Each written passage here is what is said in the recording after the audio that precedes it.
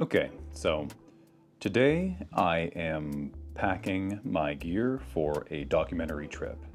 I'm shooting a documentary or an episode for a documentary in Argentina, which is going to be the furthest away I have ever been from where I live in Toronto. And that feels like a big deal.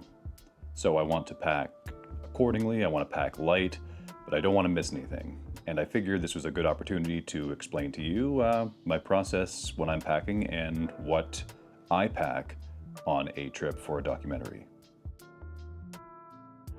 Let's get the bag out of the way. I am using the Ulanzi BP10 backpack for this trip.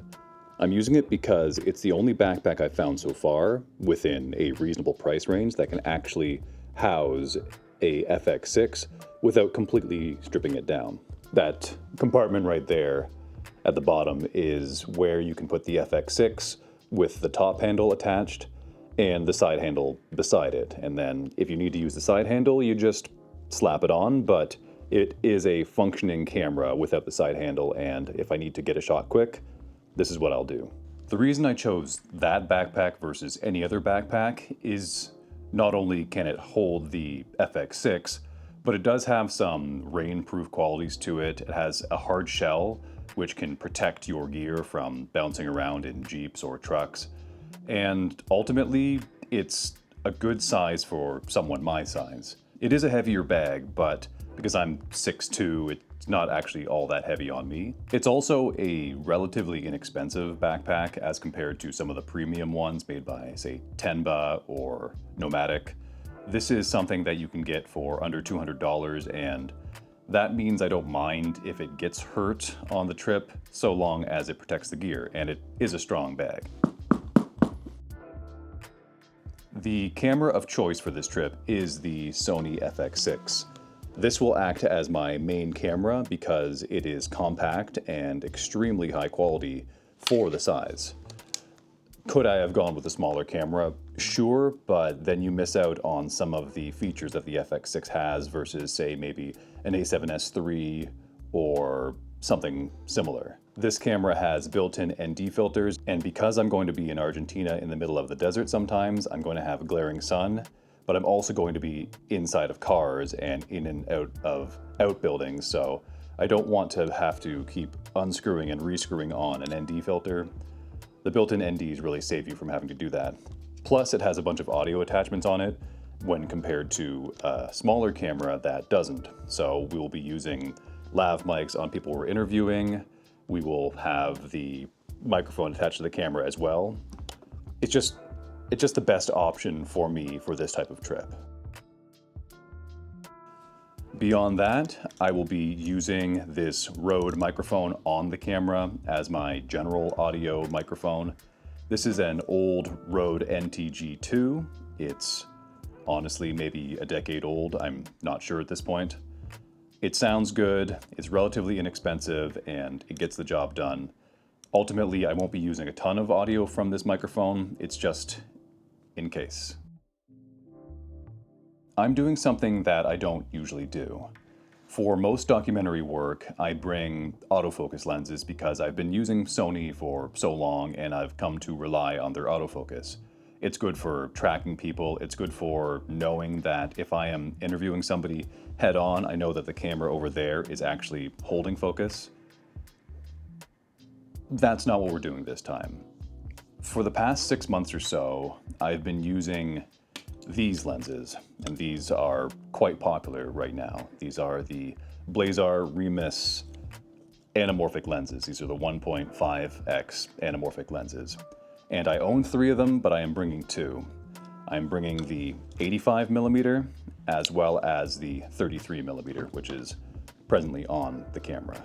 The reason I'm using these lenses versus any other lenses is because that I've gotten used to how they feel in my hand. I've gotten really comfortable with them, and this documentary series is my brainchild.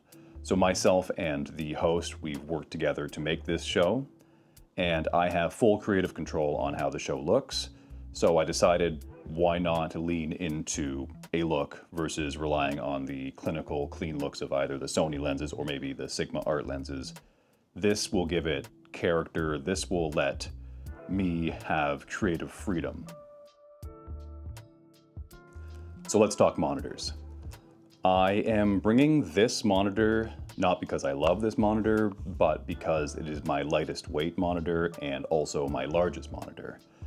This is a Portkeys monitor. It's 7 inches. I love the image out of it, but that's about it. I don't love the way that you have to scroll the screen to get to your settings, but thankfully I just lock things in and leave them be. It also has anamorphic D-squeeze, which is going to be helpful with these 1.5x anamorphic lenses.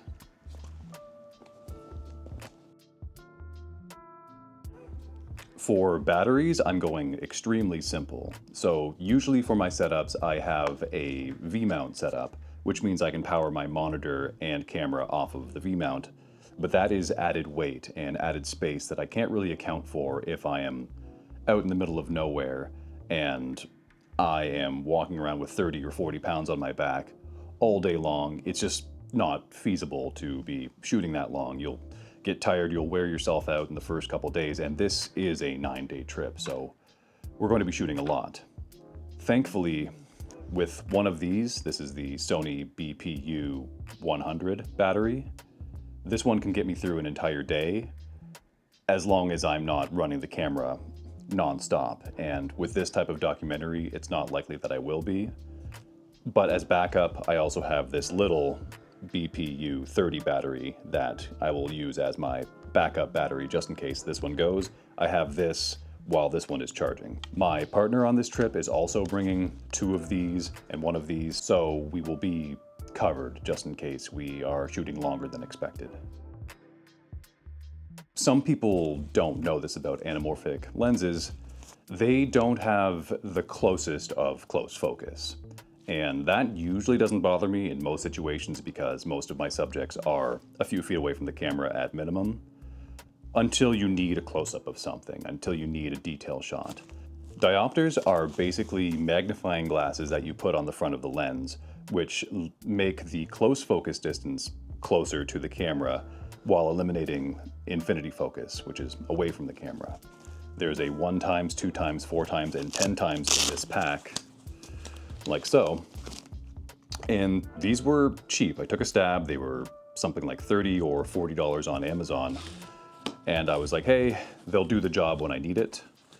I've been so surprised at the clarity of these lenses. I'm very, very impressed. So these come with me everywhere I go. If I need a macro shot, if I need details shown, these will help me out there. Next is media. And the thing about the Sony FX6 and a lot of the faster readout cameras is that they require more expensive cards, faster write and read speeds. In this case, I have a couple of 256 cards, I have a 320, I have a couple of 80s cards, and I have a couple backup cards, these V90 64 gigs, once again, just in case I don't have time to get to my computer to back up footage before I go on to the next location or the next shoot day. They're in this waterproof case. I don't know where I got it, probably Amazon. This is what I am bringing. This is a 2023 MacBook Air. It's a M2, I believe. I got it simply because I need something on the road so that I can back up and organize the files that I am shooting with at the end of the day. And this is the lightest and slimmest way for me to do that. I'm sure there are other options. I bought this for the first episode of the show, and now we are well into it, so it's been doing the job. And in a pinch, I can edit. So if I want to do some reels or if I want to do dailies, this is capable of doing it. If you've been following my channel, you know that I am a photographer, and photography is something that I have done whether or not I've gotten paid for it. Thankfully, I have been fortunate enough in my life to be able to get paid for it. And because I'm going somewhere where I haven't been before, I'm really excited to take photos as well as film while I'm there. So my photo camera of choice is my Fujifilm X-T5. And I chose this camera versus other Fujifilm cameras that I have, or film cameras, because in a pinch, this is also a very competent video camera. It can shoot a slightly cropped 6.2K 10-bit file if I really need to do that. I will be keeping it at 4K and all intra, so this will be my photo camera as well as my everyday, maybe I don't want to sling around the FX6 video camera for more of the personal things for me, but there's a good chance that those photos and video will make it into this episode, this documentary. On the camera, I have the original Fujifilm 23mm f1.4. I will also be bringing the Fujifilm 55 to 200mm, and I'm doing this in lieu of bringing a larger telephoto lens to use on the Sony. It made sense that if I need to get a really long shot, I'm probably not going to get too many of those because most of the documentary work I do is quite wide. But if I need to get some long shots, I will use this lens in conjunction with the X-T5 in order to get those shots. It's a more compact, more me solution. So the X-T5 and the 55 to 200 aren't going in my main backpack. They are going in my favorite sling. So this is another cheap thing that I got off of Amazon that I've grown to love. It is big enough to house the X-T5 and the 55 to 200, as well as the Osmo Pocket 3, which I am presently filming on. And let's talk about that. If you've been on YouTube in the past year and a half or so, a lot of people talk about this camera that I'm staring into right now. There's love for it, there's hate for it. I have been using the Osmo Pocket since the original one, the one that came out, I think, in 2019. And the only reason I replaced it is because I used it to the point where the battery just doesn't hold a charge anymore. And right at that point, the Osmo 3 was released. So I bought this camera and it has become such a workhorse. It has become such a workhorse in my kit because it's small and it can go places that your larger cameras can't go. And that's not in places that specifically I'm not allowed to film in, wink wink, but it's also a camera that can be mounted to things, get great looking footage, and not require a massive rig to hold it there. You can use magnet mounts, suction mounts that are much smaller than the ones that you would need for your FX6 or even the X-T5. The Osmo Pocket is one of those cameras that's so extremely versatile with its stabilization built in that it's kind of hard to leave behind. It's small. It's something that I can just have in my jacket pocket or in my water bottle pocket on my sling. It's so useful.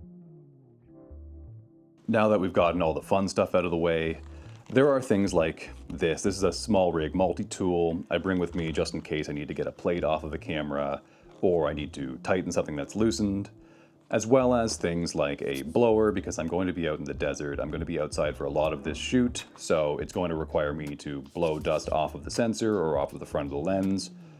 And then a very large microfiber cloth I find extremely handy so that when I'm wiping off of lens, I don't actually get my thumb to poke through because it's so large. It's just one of those things.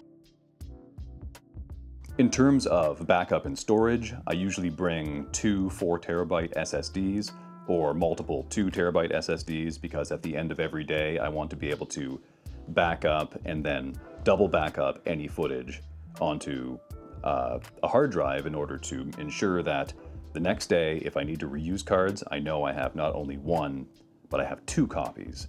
And in that case, I have these odd ones. This is a Samsung T7. This is a Crucial X10, I believe, 4TB. They are really, really fast. They're small.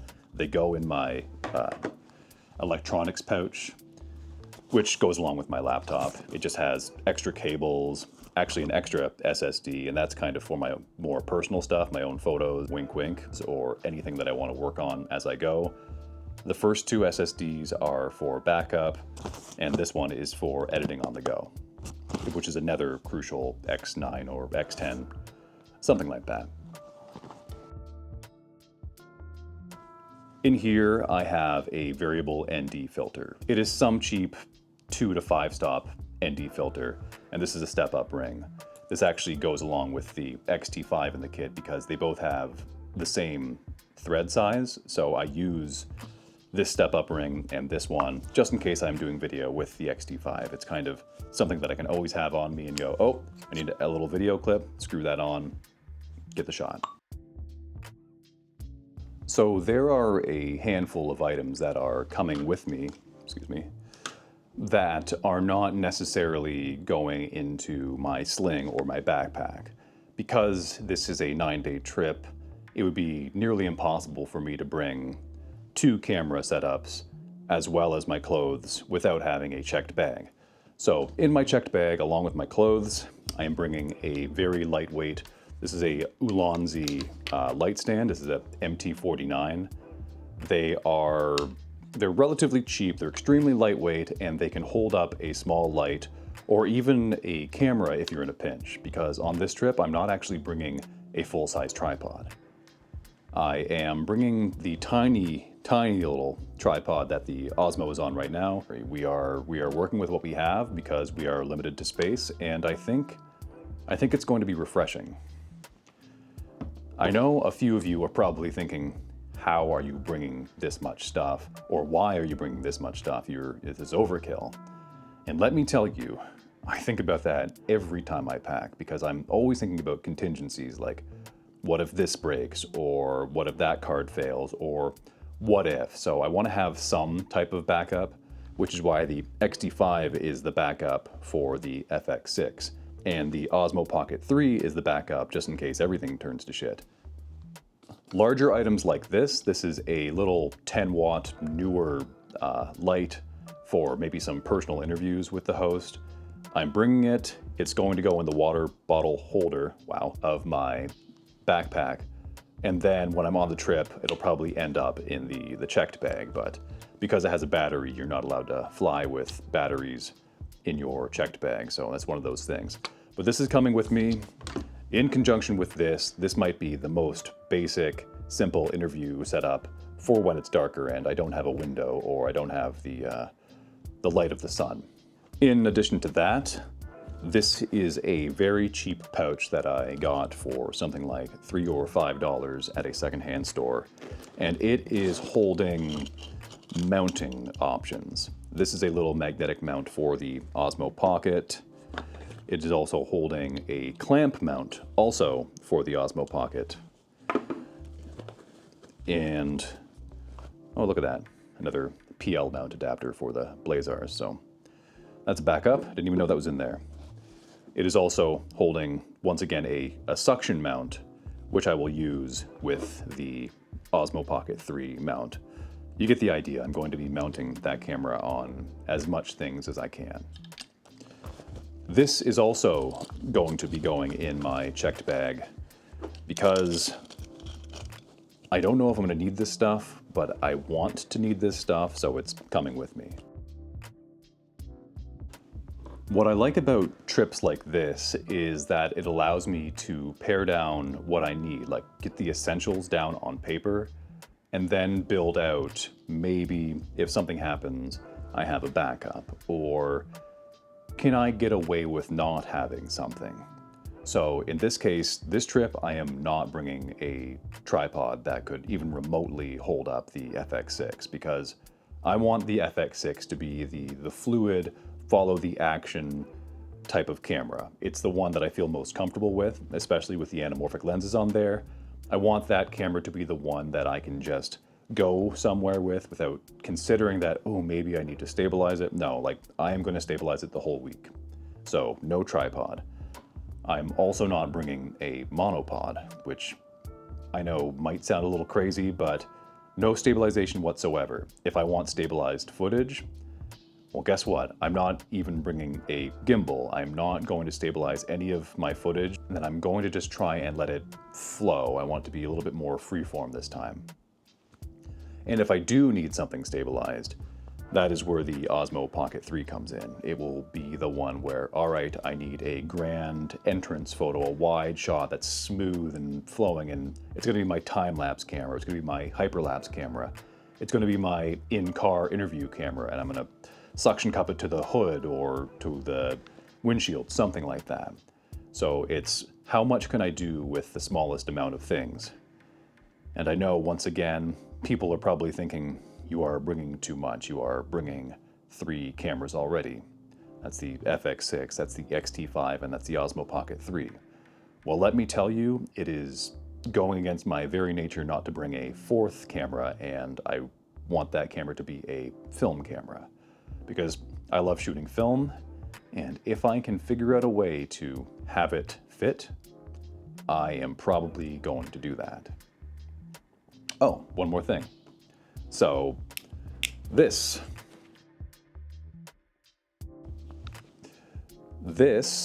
is a strange item. This is an item that was sent to me by Freewell, and I haven't found a specific use for it yet. In that, I find it to be a very useful tool, but I have lots of other tools that can do what this tool does, but not all tools can do what this tool does, if you follow me. This is a tripod. It is also a tripod with a phone holder into it, but it could also hold a light. It has these bendy legs right there, here, legs. It has these bendy legs that allow it to grip onto things. I find it really cool. It also is what's holding my phone right now to have me turn on the Osmo Pocket 3, so it has its uses, and honestly, it might come with me. It might be that little solution for something that I don't know what's going to happen. I don't know if I need this thing, but it might be the solution for when that situation comes up. It is called the VlogPod 3K, and honestly, the more I play with this thing, the more I like it. So maybe this will also go in my checked bag, and I'll throw it on my back, or I'll throw it in the tripod straps of my backpack or my sling on the go, or even in the water bottle holder spot. Anyways, I think that's it. I hope you enjoyed it, and if you have any questions or any comments on what I'm going to include on this trip, let me know in the comments. And, of course, until next time, adios. Wink, wink.